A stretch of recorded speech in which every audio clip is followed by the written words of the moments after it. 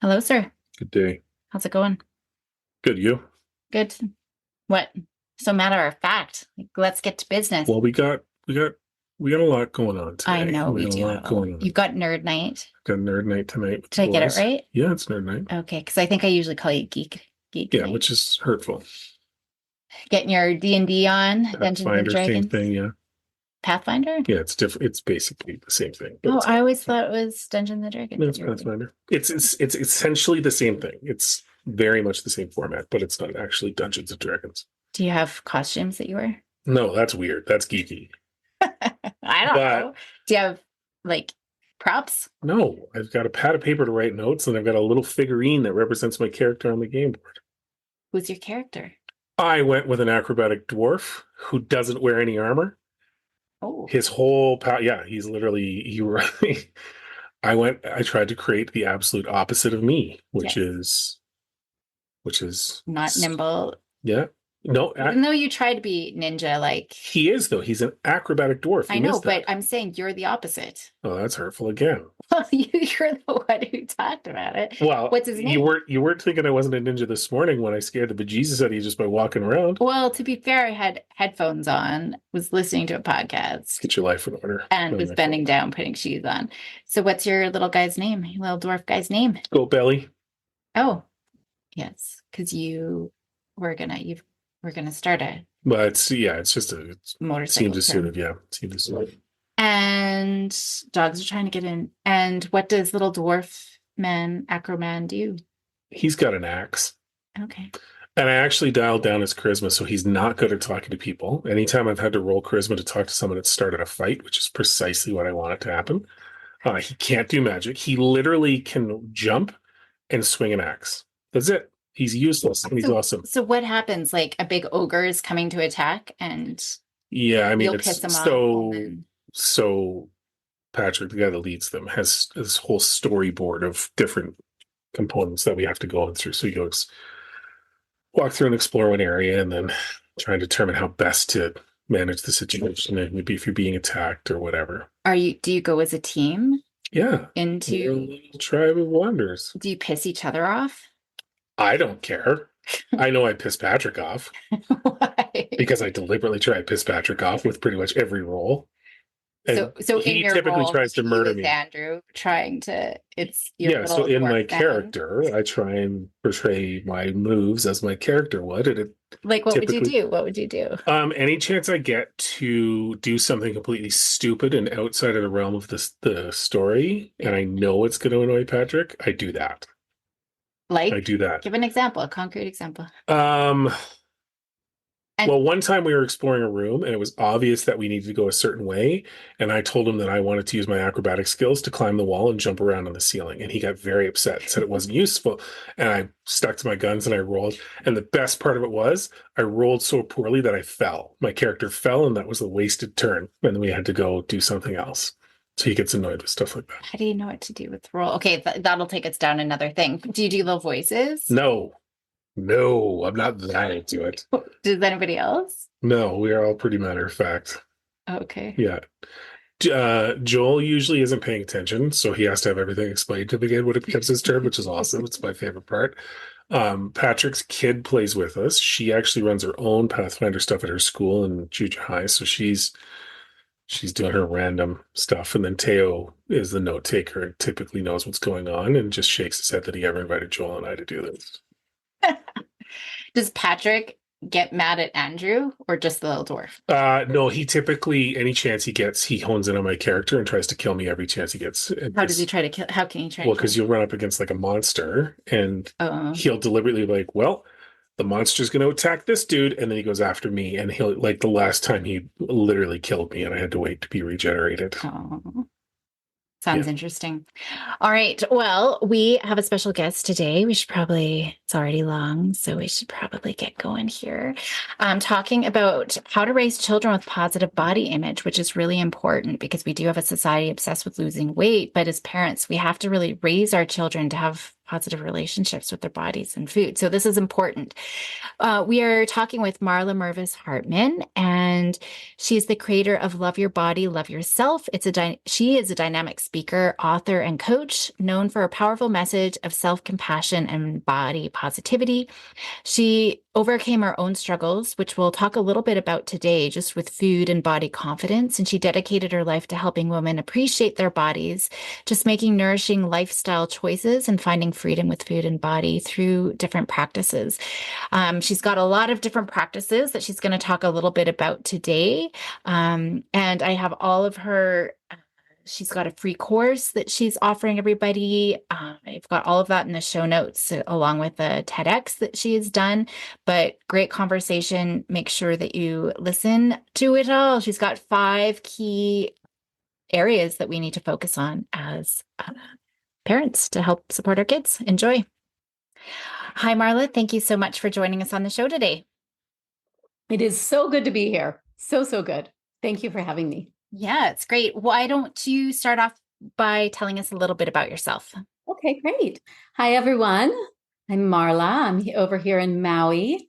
I am the creator of Love Your Body, Love Yourself. I'm a Reiki master, and I support mainly women. It seems like it's more of a womanly issue to have freedom with food and peace with their body. And so they can kind of move on and actually live their life and to the fullest, kind of let go a lot of that. And I really focus on a lot of the deep journey, not just like getting your food right, but actually the deep journey of why we struggle with our food and why we're struggling with our body and all the society stuff and the trauma that can activate a lot of that. So it's really my passion because I've had my own journey of healing my own relationship with my body and food. Mm-hmm. And once I healed that, it was like, okay, it's time. I got to share this. Has to happen. Well, I think it's such an important topic and one we don't necessarily talk a lot about because I think it starts from a young age. From infancy, we are comforted with food. We learn, anytime we're upset, our parents are giving us food. I can already take this way off track. I know we're going to get into how we can support our children's body image, but I'm interested in your thoughts on just her comment about this being a female thing. Yeah, I wouldn't disagree. I think men are typically, I don't know if they're allowed, but there's not the same perception or self-perception of as you get older and a dude gets a, bit of a beer belly or whatever, no one really, I don't know if it's the same kind of an interaction with it. And I think a lot of guys, to be completely honest, especially when you're in a relationship, they don't really have to think about it because their wives are typically the ones that are making the health decisions and what you're eating, and you just kind of eat what's made for you, or you make what they want you to make and off you go. Like if you're around, I'm eating in a specific way. If you're not around, I don't, but I don't spend a ton of time thinking about it either way. Oh, okay. Interesting. That's interesting to me. Yeah.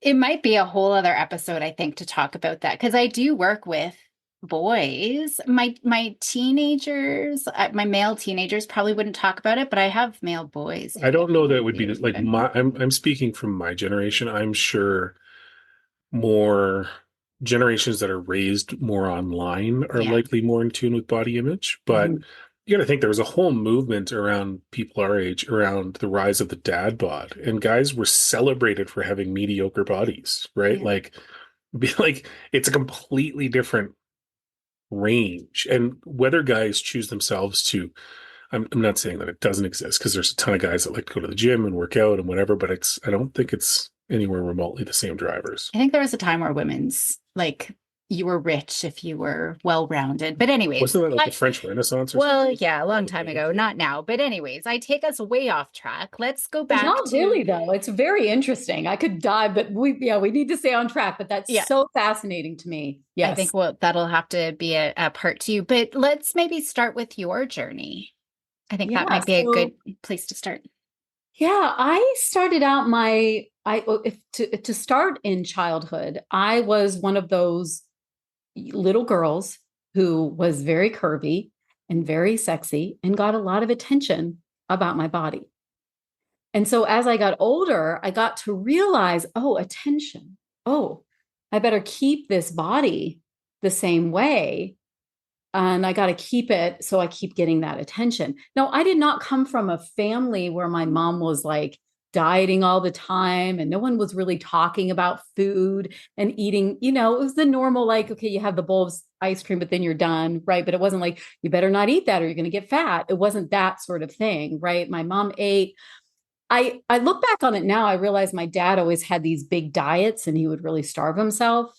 And it hasn't even been until recently, I'm like, oh, that was being modeled, right? Like the post-holiday, in the basement with the sweat thing, eating grapefruit, all of that, right?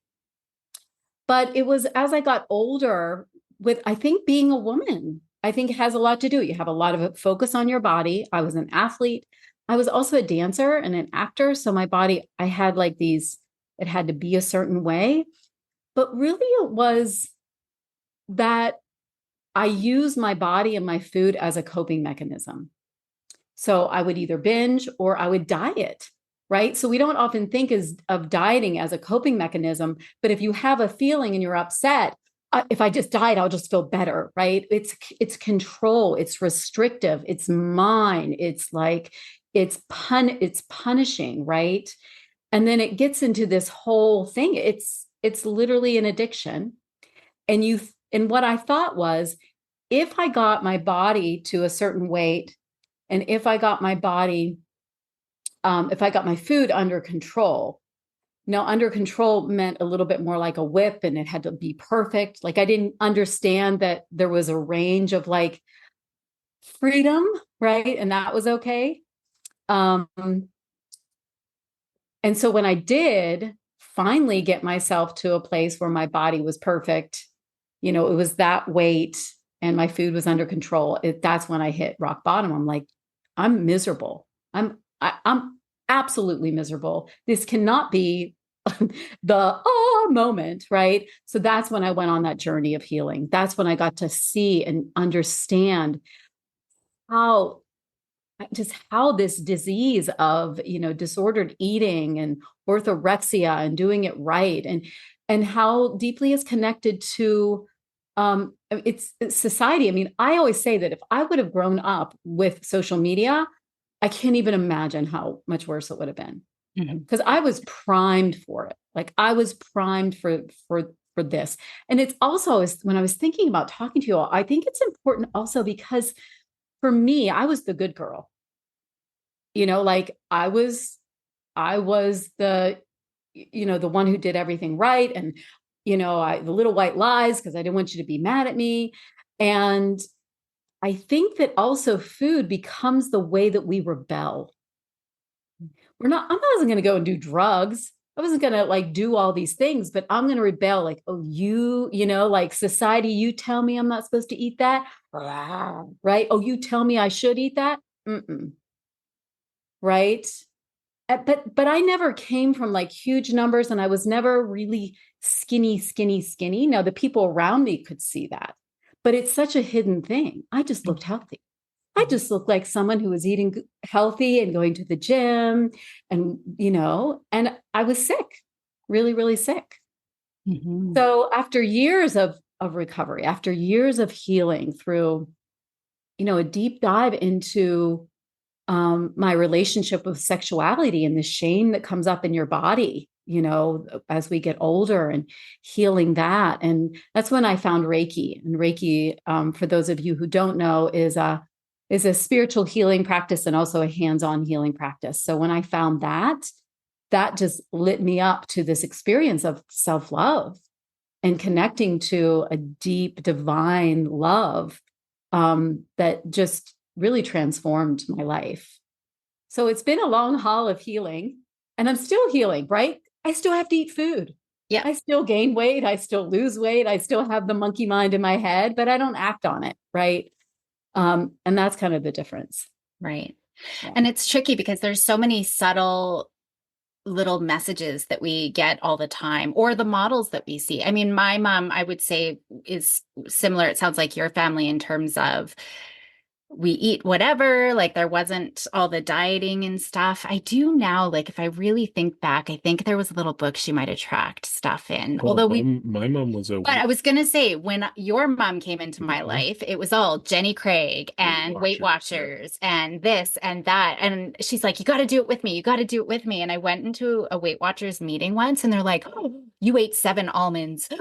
And I never went back. I'm like, what do you mean? Like, this is ridiculous. But it was your mom who yeah, I can see all of those things. But I remember doing a study before social media. I mean, Friends, it was the early day of Friends, and we had to track how many times they commented on weight. We would just randomly choose an episode. And every fifth word or sentence or something, it was ridiculous how much they referred to what a woman looks like or her weight or, some sort of reference to that. It was quite interesting how much we're bombarded with it now with Yeah. Instagram and Snapchat, and there's so much more. Uh, Sorry. I'll No, cut you I off. was Is just there gonna, more? no, it's all good. You covered what I was gonna cover. Okay. Yeah. So I guess, it's parents who are listening. So I think a lot of them, it will be for their own journey. But the focus for today, I'd love to talk about how parents can support their children in having, positive body image and not getting wrapped up in maybe Yeah. some of the struggles that we do otherwise. Yeah. Well, I would say that the first one is the most important. And we have five I want to touch on. And that one is to check your own relationship. If you want your child to have a positive body image, what you are bringing out and to have a good relationship with food, it's going to show up. You live with them. They see you. You can't hide it, right? And it's not to create fear. I feel like my son has given me so much leverage to heal. Like I really want to heal that because I don't want that to be something that he has to deal with and grow up with, right? So I think our children, if you're out there and you know that you have, dieting tendencies, if you know that you have, a lot of diet talk and a lot of diet culture, and you're watching Instagram videos and your kids are coming around and they're seeing you talk about dieting and exercising a certain way, like this is good leverage for you to really check yourself. Where are you struggling? Where are you struggling with emotional eating and coping with food and all of that? And this is the important thing. You're not going to pretend like you don't have that, right? It's not about pretending to your child. Like I've said to some of my clients, you can be honest and just say, this is something I really struggle with. I struggle with feeling like I just want to eat food that's healthy rather than I want it to change my body and I want to lose weight. So calling that out is really important in this journey because the truth of what you feel about your own body, you're going to see that your child and you're going to project that on them. The truth will come out. Those little things you say, right? Those little things you say are so can just really cut through. Like, oh, don't wear that. That makes you look fat. Like, well, do you feel good in that?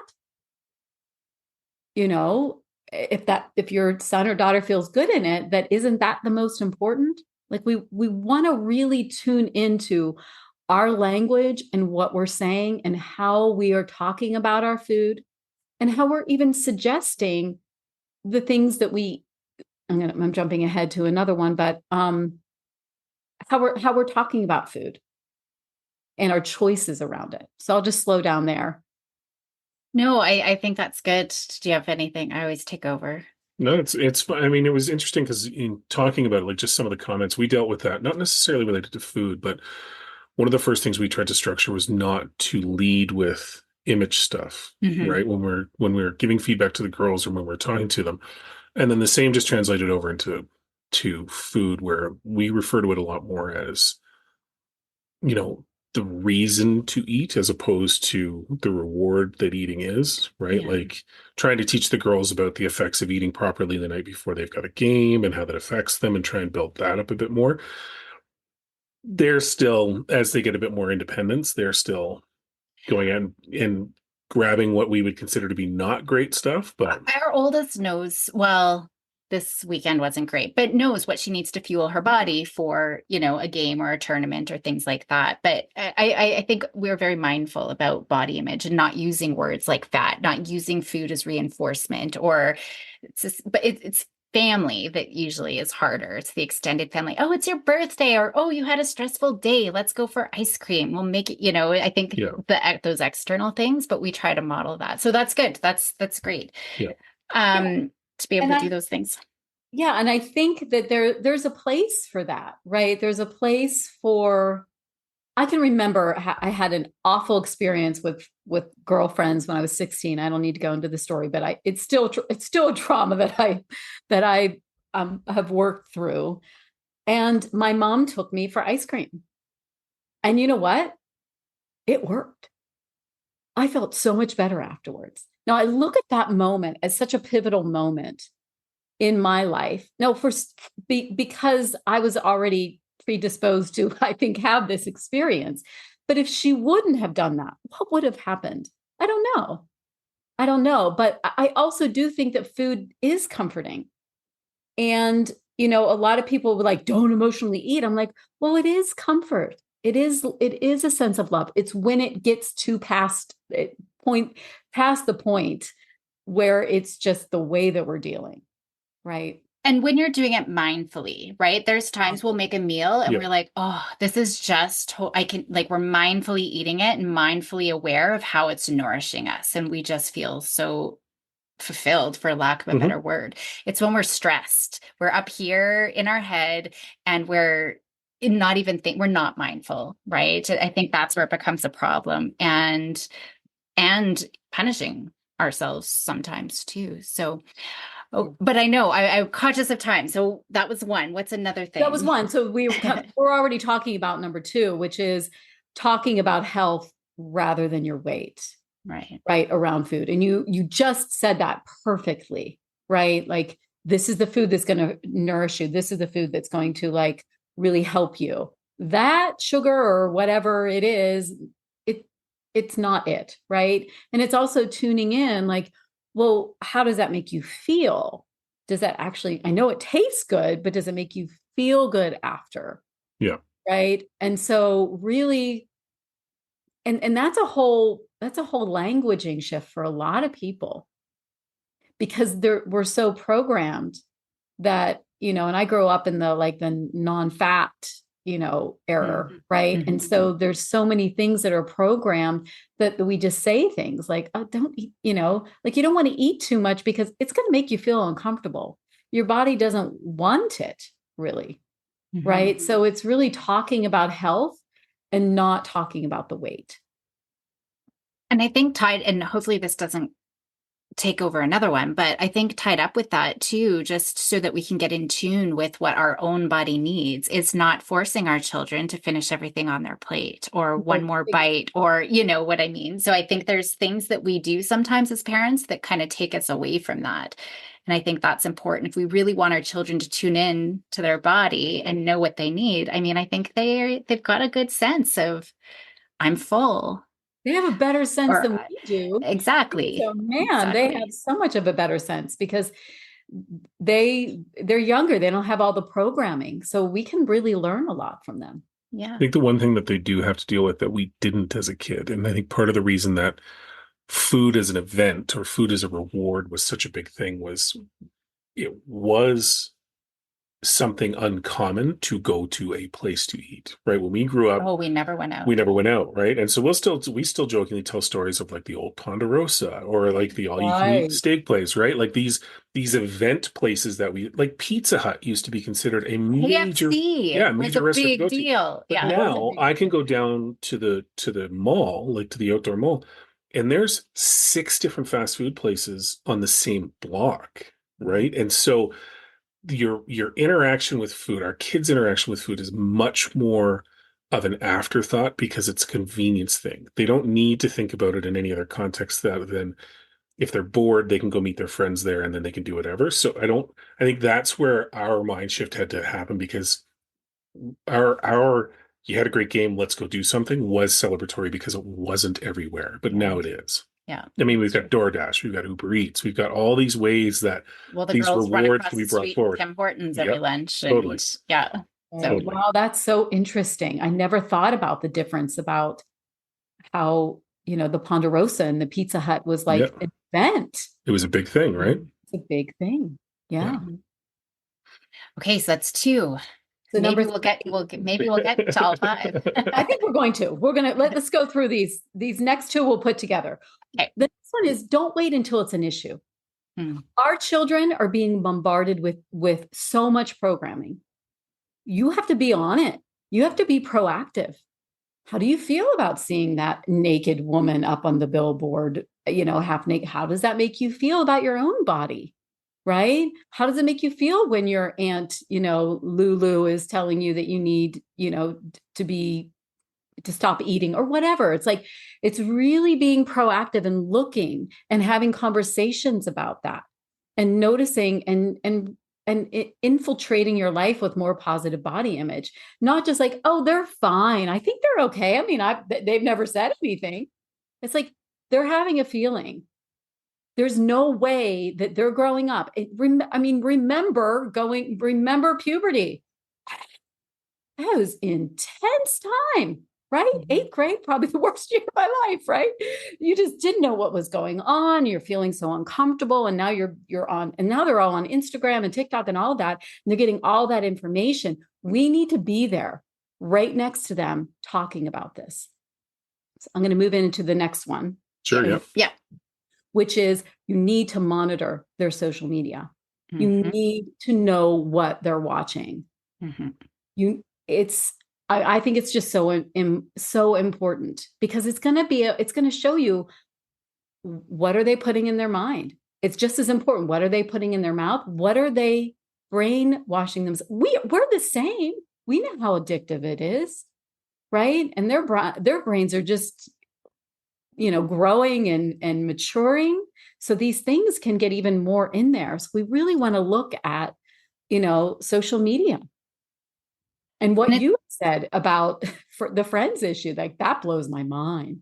Well, the one thing to think about that I was thinking about when you said that too is the construct of when they're presented, when girls are presented with the female form in shows or in media or whatever, it's not the same as men in the sense that most of the time men's bodies are used as a punchline. If you see a dude with his shirt off in a sitcom, he's the butt of the joke. So there's less pressure associated with that. He's funny and it's loose and everybody laughs and they move on.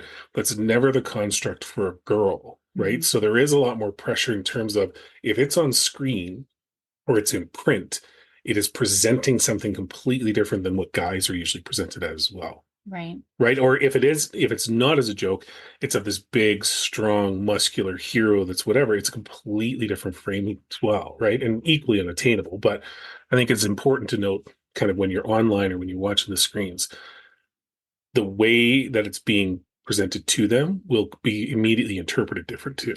Well, and even the characters, like the lead actors, I mean, males, doesn't matter how old they are, what shape they are, males are well represented. Females, though, like unless it's a comedy and it's a character, like a comedy character who's overweight, that's the only time you'll see an overweight lady. And like I remember, oh, who was it?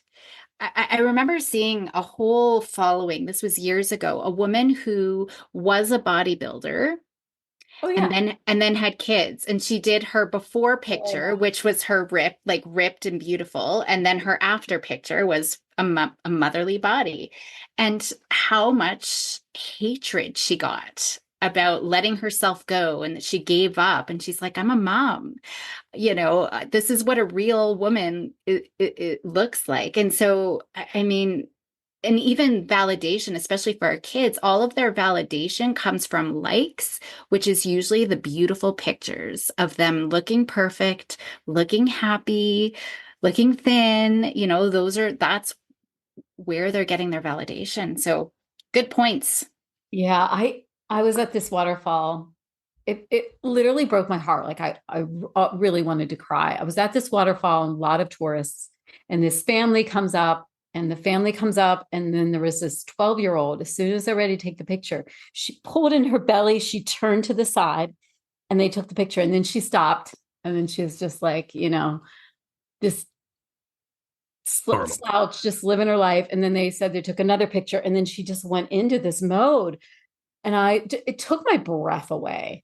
It took my breath away. Well, because everything online is false. It's fake. It's manufactured, right? Like we've talked about that before in that. Well, even on Zoom here, we can adjust. I mean, I haven't, but you've got filters where we can adjust how we look. And what you see isn't the truth anymore. No, absolutely not. And I'll tell you what, the thing of that is everyone knows that. Everyone knows that. But I don't know what it is, and I'd love to read a study on it. It doesn't go into the brain in a way where we don't feel bad. We still feel bad about ourselves. We know that's airbrushed. We know that even the models are like, that's not even my body. Those are not my breasts, right? And, but for some reason, it still impacts us. It's like the visual hits us in such a way that we can't differentiate it. So, yeah. It's all to do with different attributions. Like usually when we're successful with something, we usually have but it was due to luck or some external thing, versus if something great happens to you, it's because you're awesome, you're competent, you're all the things that I'm not. So same. Yeah. There's lots of different things. Yeah. And no one's ever going to post the picture, not all ever, but generally people aren't going to post the bad stuff, right? They post aspirational stuff as if it's truth. And that's what messes people up. Yeah. Well, and I really think the point about talking about it, like, I wonder what my trajectory would have looked like, even just for myself, had my mom had these conversations. I remember I had someone helping me with picking out clothes and stuff just within this past year. And she's like, "Oh, you're tiny." I'm like, tiny is never a word I've ever heard associated with me. And not one, like, it was so almost appalling that someone would call me tiny. Because all my life, I was told I was big boned. I was big boned girl, right? And you hear all of these messages. And even like wearing mascara, like, I have to wear mascara, even if I'm going to go on a Zoom call with my doctor, right? Or someone who I know is not going to be judgmental. Still have to do that. So I went on a work call today and realized I had a stain on the front of my hoodie. Well, that's just... I never even bothered to check, though. That's my point. I didn't care. Oh, that I wouldn't care about. Did you wear your mascara? No, I'm out. I'm completely out. Some guy did call me a mountain man the other day, though, so I've suffered. Well, yeah, it's funny. That's another point, too. People wouldn't... Well, other than calling you big boned as a child, I don't think anyone's called me that. Although I've had 13 people congratulate me for being pregnant, even though I'm not. But people years ago now. Years, not anymore. But people always comment on his size. Yeah. And it's interesting. And if I react anything other than, that's not the millionth time I've heard that, they get offended. Like it's what are you supposed to say? Well, and that was it. Like the guy that called me I was walking through it and he was blocking my way, and I was walking through in a bit of a rush, and he turned and tried to engage as if it was funny, and then called me this mountain man. And it was on the tip of my tongue to just be like, just move.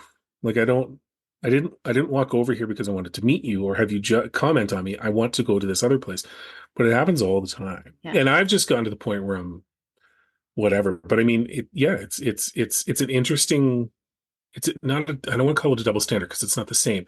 But the way people interact with me would be completely inappropriate if it was a girl. Would be completely inappropriate. Like how many people have called you big? I mean, he is like the Big Show. I don't know if you know the Big Show, but he is like 6'6", and I'm an anomaly. Yeah. Right. Like I'm almost 6'6". I'm a big guy. And so I realize that. But at the same time, if I saw a girl that's over 6'5" and I'm like, wow, you're huge, right, I'd be a jerk. Yeah. Right. Yeah. Anyway. And a whole other, we got to do a male focused one. So I'm going to talk about, maybe where parents could get support. Is there anything else that we missed so far? I want to comment on what you just said because it's really, really important. And it's something that I didn't add to this. It's so important. I don't care what you say. If you I was told that I was a thin, foxy little girl, and I was good, right? that affected me. Oh, for sure.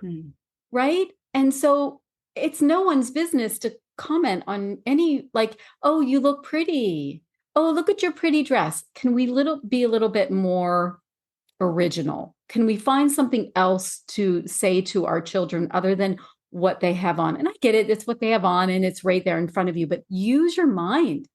Oh, what's your favorite book right now? Like expand that and don't comment. It's like, it's obvious.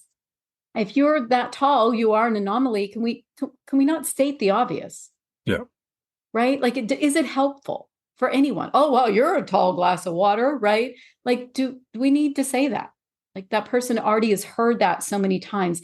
It's not helpful, and we don't know how it affects someone. So keep your comments about someone else's body to yourself. Yeah. The best was a fatty liver. Someone tapped him on the stomach and said he had a fatty liver. Jokingly. Yeah, that was actually. I mean, it's different cultural doctor in China, but yeah, it was a little off-putting. Yeah. But no, I think that's good. And even just those sort of descriptors, even if it's you're so smart, you're so pretty. I mean, it's just not helpful. So yeah. All right. So if parents want support, what's the next step for them?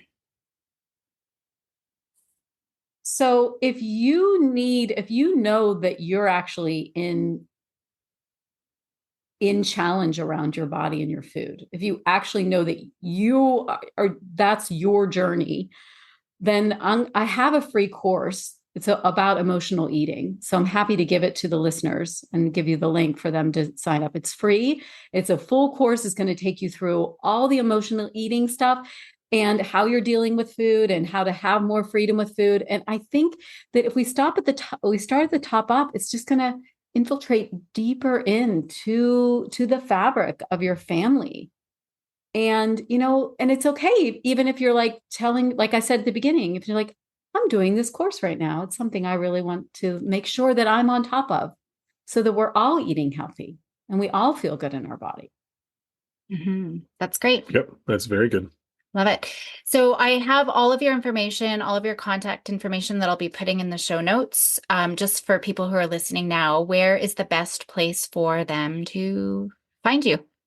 Loveyourbody.loveyourself.com. Easy peasy. Perfect. Awesome. Thanks so much for coming on the show. It was awesome. So much for having me. Awesome. Thank you.